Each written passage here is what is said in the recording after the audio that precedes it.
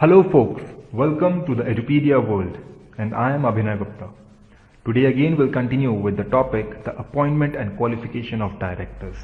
And this chapter is coming to an end. Today we'll be covering almost the last topic of the chapter, which is section 170, right, that deals with the register of director and the key managerial person. So in the previous lectures we have seen the procedures for removal of directors. May it be removal by shareholders as per section 169, that is as per the Companies Act 2013, or may it be removal by the Company Law Board and the central government. And these two removals have to be covered as per the provisions of Companies Act 1956, because no new provisions have been notified yet for at least your May 2016 examination. Right? So for that you will have to refer to the previous section. So for removal of director by the Company Law Board, section 402 of the Companies Act 1956 would be followed, and for removal of director by the central government, section 388B to section 388PE of the Companies Act 1956 would be followed. Right? So we move on to our topic today, that is section 170, register of directors and the key managerial person. That means the register of key managerial person too. Right? And when we talk about this section, we will read it along with the rules, the Rule 17 and Rule 18 of the Company's Appointment and Qualification of Directors Rules 2014. Right? These are rules which are brought out for supporting the Act, 2013 Act. Right? And Section 70 makes it mandatory or obligatory for the company to maintain a register. Right? And that is to be maintained at the registered office of the company, where you'll have the register would contain the particulars, the prescribed particulars of all its directors and all its key managerial persons, right? And we'll see what are the contents of that particulars, what are the contents of that register too, right? So before that, we'll try and understand some of the procedures. So the procedures would be the procedures of filing a return to the registrar. So the company would file a return with the particulars of all the directors and the key managerial person. Right? You will include everything in that return and forward it or file it with the registrar of company. And this procedure will have to be followed, right, within 30 days from each appointment. When a new director is appointed, you will have to send the register. Actually, you'll have to send the return with the particulars of all the directors and key managerial person again, right, whenever a new director is appointed or whenever a new key managerial person comes into board. Right, you will have to send it within 30 days from that appointment, or if there is any change taking place in that register, you will have to file a return again within 30 days of that change. So that is the procedure that you will have to follow. So there are two places where the register is maintained. One is at your head office, the registered office, and the second is with the ROC in the form of a return that you file whenever there is a new appointment or whenever there is a change. Right, so it is updated with the registrar all the time. Okay. So now we'll see what are the contents of the register. So when we talk about the content would actually include on a large scale, if you talk about it, it would basically include the details of the security held by the director or the key managerial person in that particular company, in its holding company, in its subsidiary company, in its associate company, or in a subsidiary of its holding company. Right? That is a parallel subsidiary. So in all those companies, if you're holding a security, that will be specified in that register, right? And now if we look at the content in detail, then we see that they would contain the particulars like the DIN, right, which is optional for the key managerial person, but for the director, the DIN has to be specified in the register, their present name and their surname, right, in full. So they'll have to have the entire name. And we have seen that when they file a DIN, if there is any person who doesn't have a surname, he would use the name of his father or his grandfather, right? And for that, he would also have to give a declaration in form DIR 3A. So his surname after attaining the DIN would be specified over here.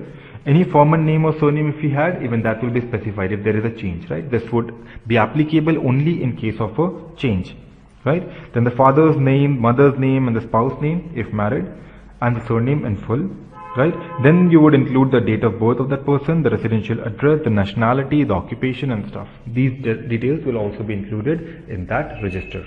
So these are the basic content that you would have anyways thought would be there in the register. right? But there's something extra that has to be in the register, that is that the board resolution, the date of the board resolution on which the appointment of that director was made, or the date of appointment and reappointment in the company. Finally, that after the resolution when he was appointed, that date has to be specified, and the date of cessation of office and reason thereof for the directors who have left, right? And the office of directors or key managerial person held or relinquished in any other body corporate, if you have any, right? Then the membership number of the Institute of Chartered Accountant or the Institute of Company Secretary, whatever is applicable. Right? So these are basically done for the company secretaries, right? Because you may not have a chartered accountant in all the company, but you will have a company secretary. May for the companies that are below the bandwidth, below the limit, and shall for the company which are above the limit. And then at last but not the least, the PAN number of that person.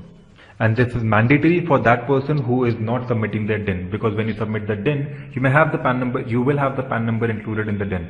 But if you don't have a DIN, that is for the case of the key managerial person, you will have to specify your PAN number separately. And then you would also include the details that are related to your subsidiary, your holding, your associate and other companies. So for that you will have to write the number, description and the nominal value of the security that you hold in those companies.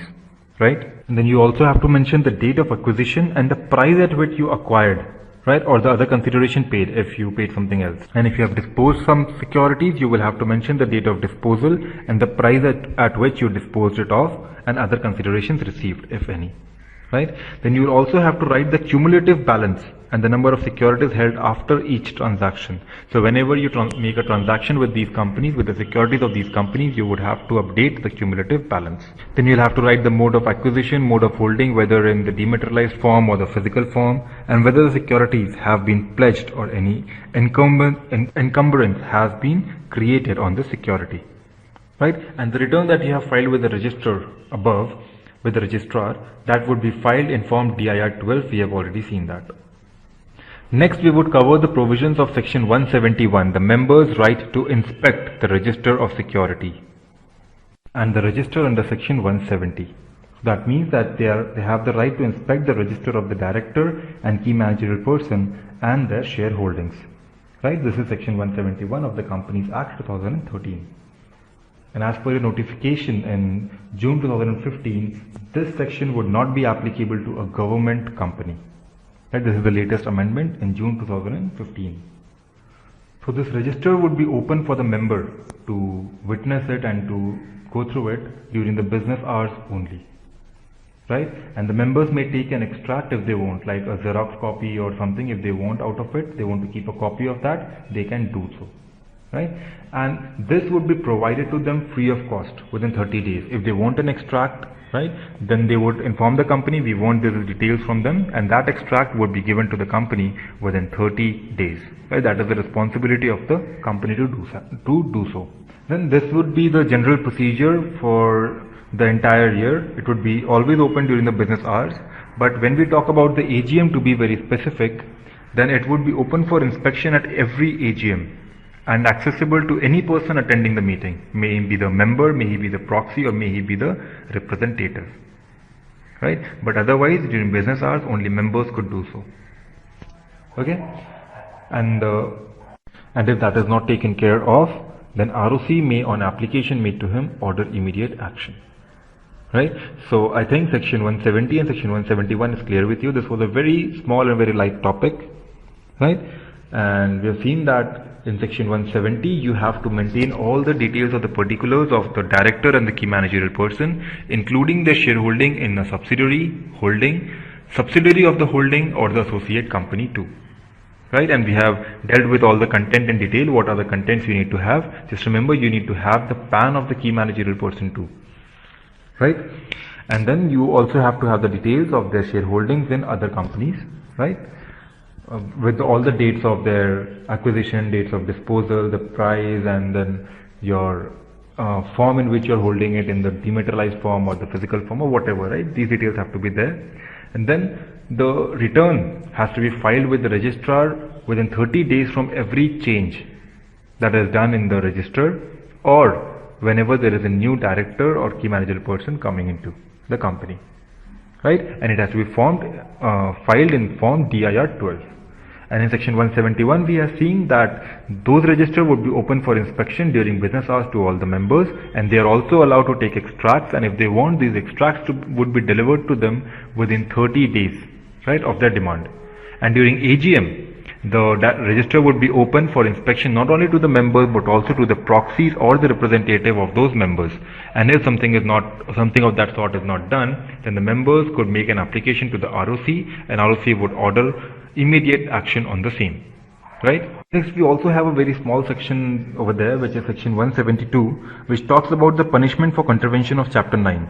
So if there is any contravention of this act and which is not mentioned anywhere else, like if there is no specific punishment mentioned for the same, then you would be punished with a fine of rupees 50,000, and that may extend up to rupees 5 lakh. That is a general punishment. Right? So that will be all about the lecture today, and I don't think there is not much left in this chapter, but yeah, we will take 1 or 2 classes more to discuss some of the important topics, some of the important questions that have appeared in your past examinations, and we would just take a brief of what are the important topics in this chapter. That will be a summary of the entire chapter, the important topics that you need to focus and read before your examinations.